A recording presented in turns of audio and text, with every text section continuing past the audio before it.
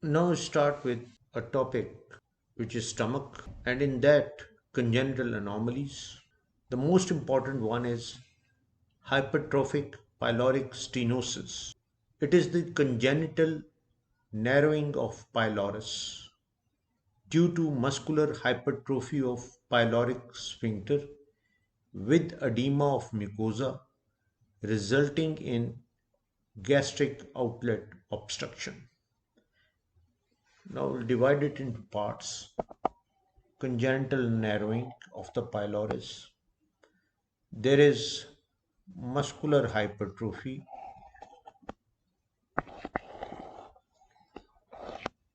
Muscular hypertrophy of what? Pyloric sphincter, along with edema of the mucosa, which results in gastric outlet obstruction. Circular muscles are most commonly involved. Please note down that. Circular muscles, they are most commonly involved. The other layers like mucosa, submucosa, and serosa remain normal. So, mucosa, submucosa, and serosa remain normal. I repeat it. It's the congenital narrowing of pylorus due to muscular hypertrophy of pyloric sphincter with edema of the mucosa resulting in gastric outlet obstruction. Circular muscles are more commonly involved. The other layers like mucosa, submucosa, and serosa remain. Pylorus is not going to relax. So, with the hypertrophy of the muscles, that is the circular muscles, the pylorus is not going to relax. The incidence of this disease is 1.4 to 4 per thousand live births. This is the incidence of the disease, that is 1.4 to 4 per thousand live births. 4 times more common in boys and mostly seen in the firstborn male child. More common in boys, and the most affected is the firstborn male child. After taking feed, the patient presents with non-bilious projectile vomiting and regurgitation within 3 to 6 weeks of life. That is, the vomiting does not contain bile and it's a projectile vomiting. Why it doesn't contain bile? Because the food is not entering the duodenum, and this is a differential diagnosis of duodenal atresia. Regarding etiology, it can be idiopathic, genetic factors, autosomal dominant rarely, ethnic group which is seen in Caucasians, familial, and use of drugs during pregnancy like erythromycin.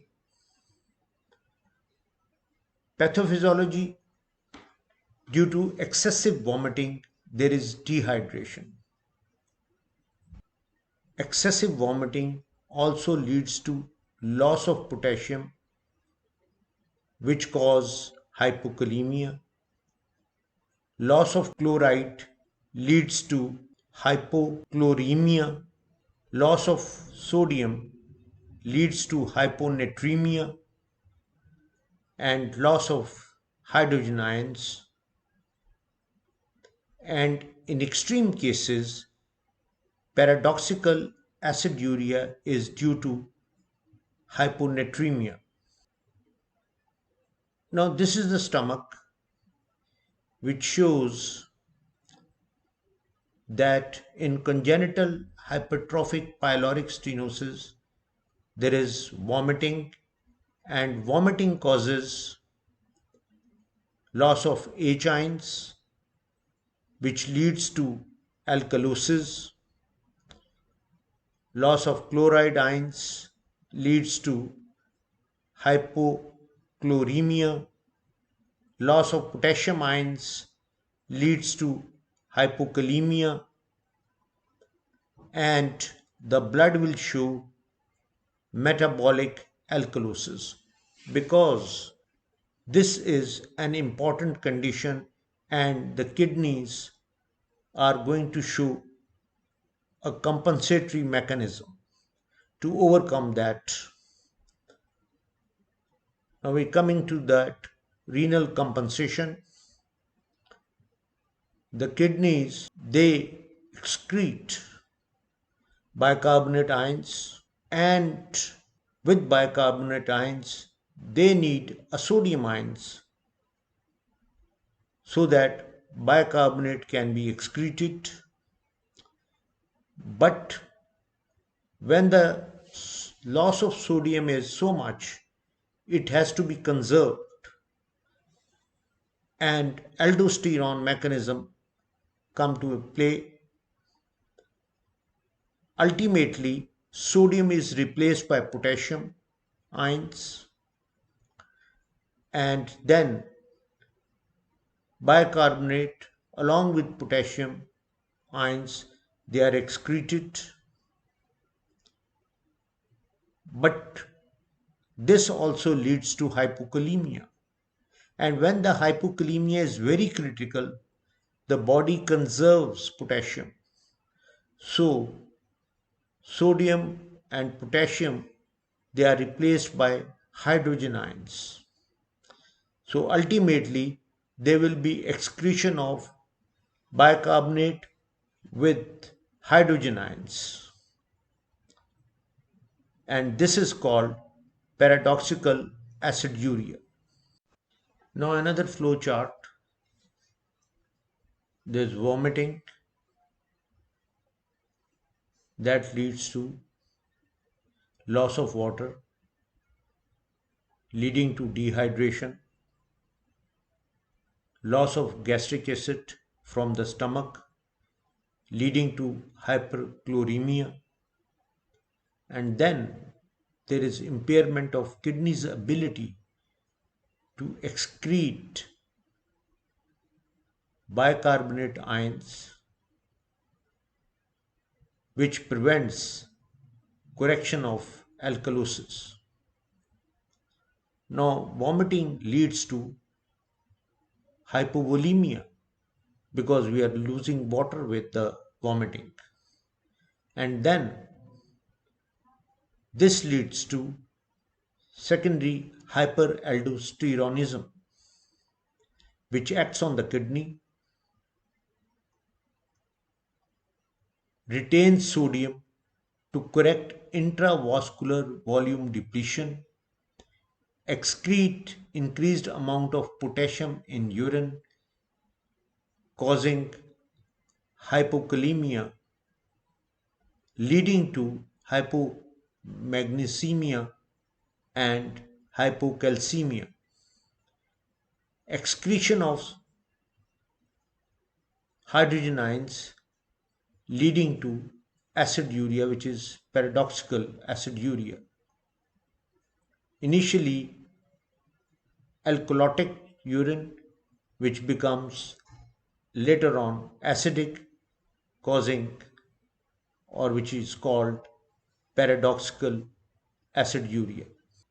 There is repeated vomiting shown in another flow chart, leads to decrease in hydrochloric acid, which is alkalosis. This leads to metabolic alkalosis and hypochloremia. This leads to bicarbonate excretion in kidney for compensation along with increased sodium excretion. This leads to hyponatremia. Sodium takes two water molecules, and after certain level potassium gets excreted. Hypokalemia results, and ultimately potassium loss is replaced by sodium loss, which is leading to aciduria. Clinical presentation: history of failure to thrive, wasted body, baby is persistently hungry and thirsty, lethargic, constipation or hunger diarrhea, eyes are sunken, depressed fontanelles.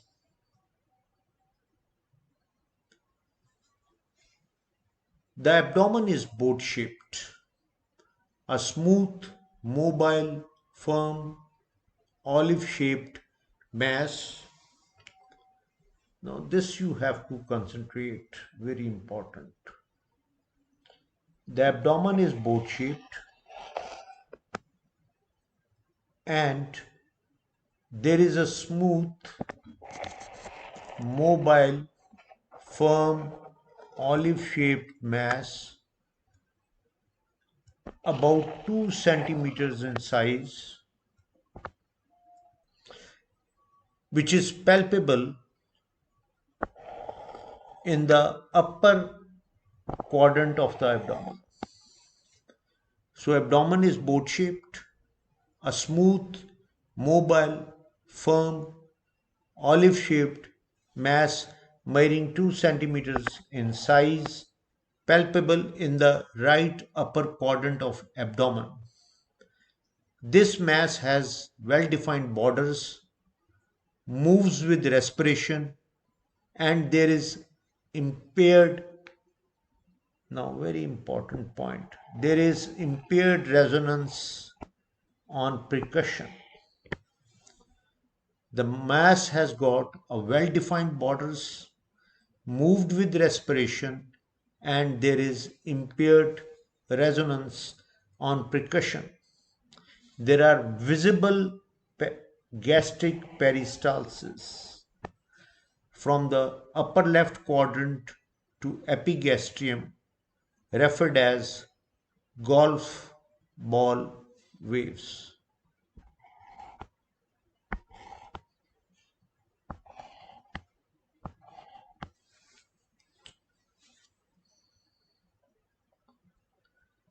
Association with other anomalies: tracheoesophageal fistula. Now you have to remember one or two very important one. Esophageal atresia, Hirschsprung disease, exampholis, inguinal hernia, hypospadias, undescended testes. These are the associated anomalies. But you have to remember a few one which are important, like this.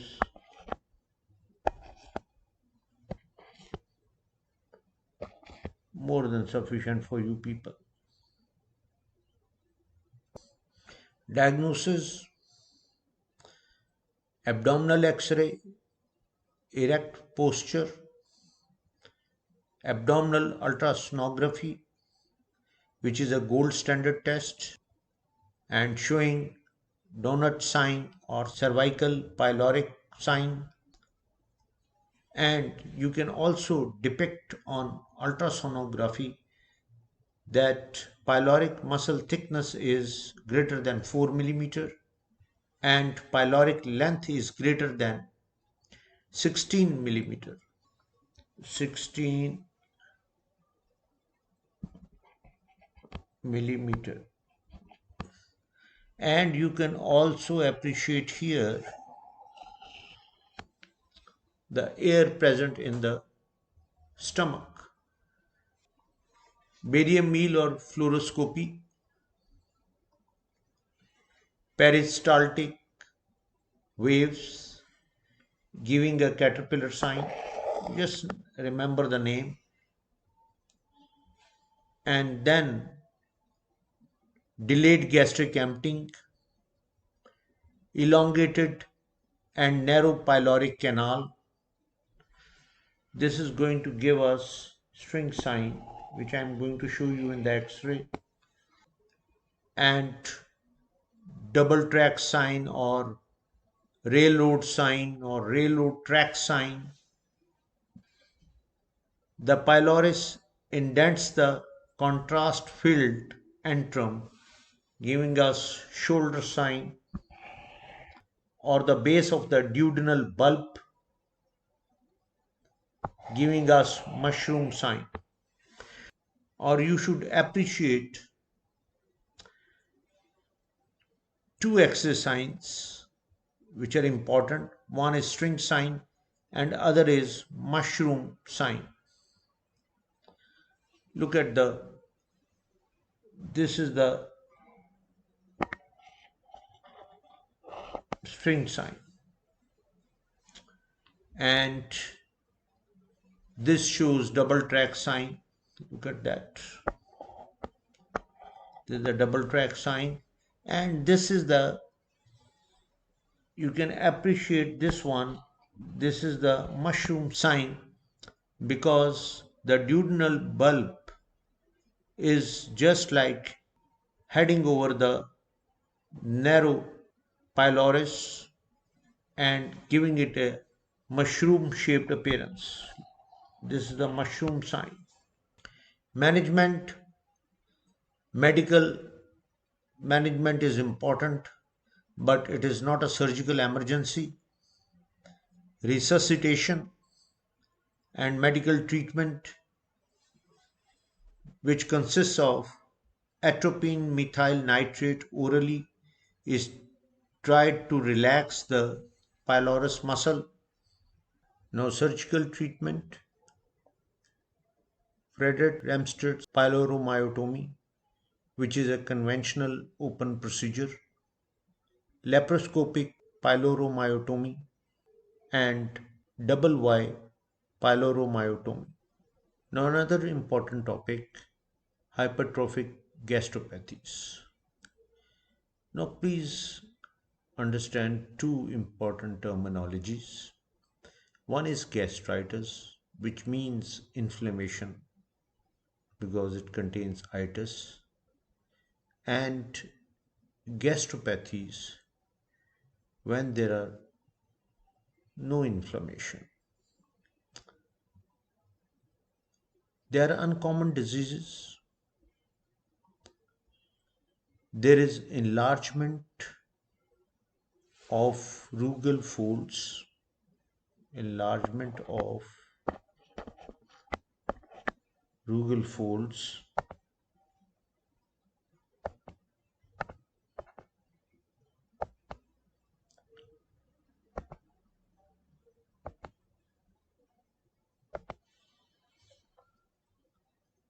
due to hyperplasia of epithelium, giving a cerebriform appearance, also called cobblestone appearance. Cobblestone appearance.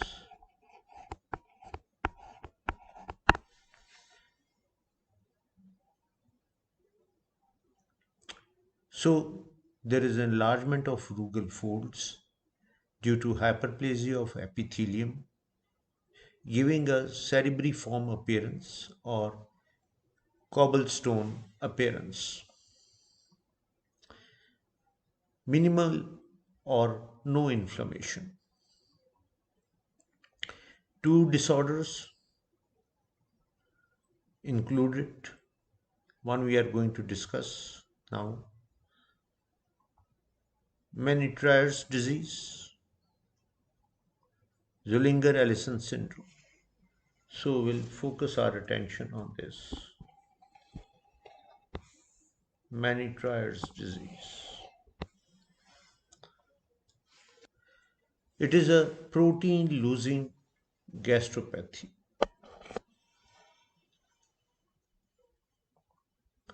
Commonly seen in middle-aged men.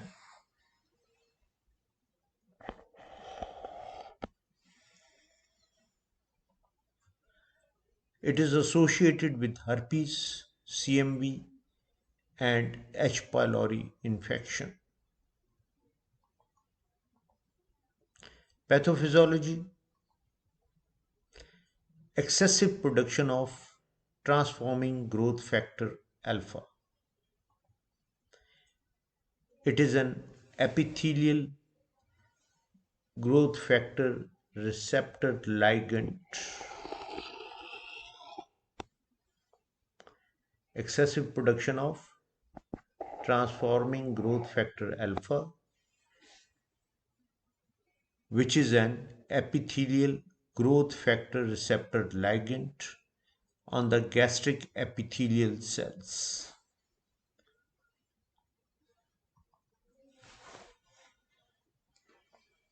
And responsible for the development and proliferation of epithelium.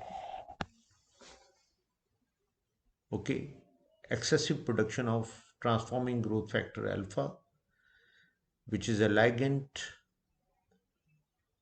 for epithelial growth factor receptor on gastric epithelial cells.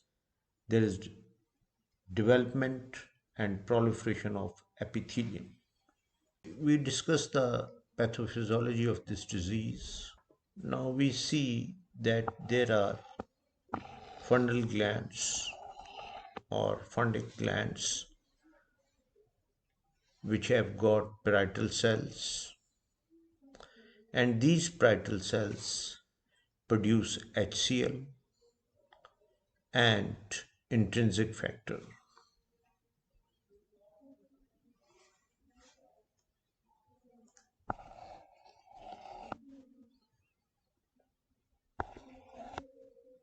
And also there are chief cells which produce pepsinogen, and converted that pepsinogen is converted into pepsin with the help of HCl. Okay.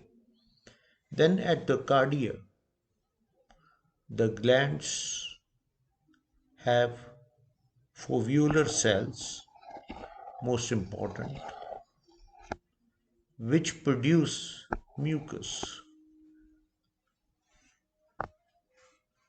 The most important part of the pathophysiology, which produce mucin. I should change the color. Which produce mucus. And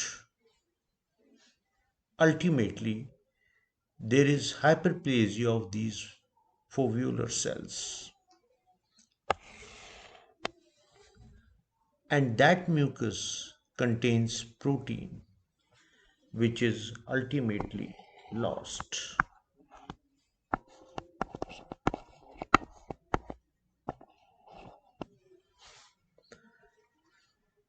Now we come here again.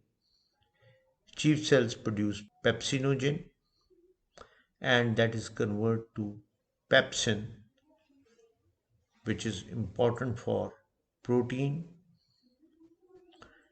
absorption. And then if we come here on this side, the parietal cells, they are responsible for the production of HCl and intrinsic factor. Now what happens is there is hyperplasia of the foveolar cells, and they lead to atrophy of the parietal cells. So when there is atrophy of the parietal cells, there is reduced HCl production and gastrin levels are increased. Whereas at the same time, there is decrease in the intrinsic factor, which leads to less absorption of B12. Similarly, when HCl is low, G cells they produce gastrin.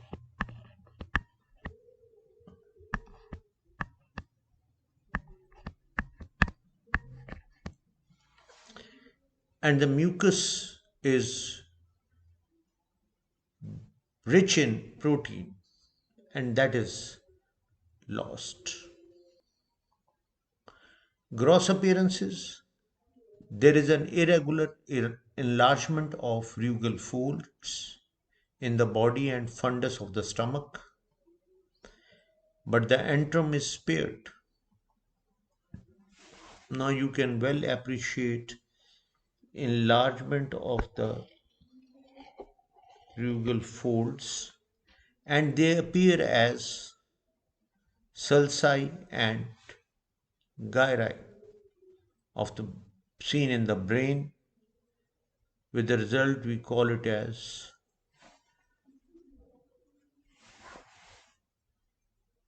cerebriform appearance. Enlarged rugal folds giving a cerebriform appearance. Very important. Microscopic features: there is massive foveolar mucosal cell hyperplasia, which are knocking down or replacing the parietal and the chief cells. The glands are elongated with corkscrew appearance, and I told you the reason. What happens when the parietal cells and chief cells are replaced by foveolar cells? Excessive mucus production by the foveolar cells and decreased pepsinogen production by the chief cells, and the parietal cells, they produce less hydrochloric acid. Also the intrinsic factor. These glands are elongated with corkscrew appearance, and the glands show focally cystically dilated with minimal or no inflammation. Decreased acid production because these parietal cells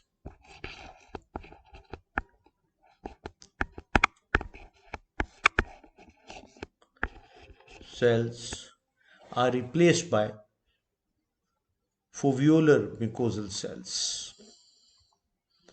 Look at that. This is the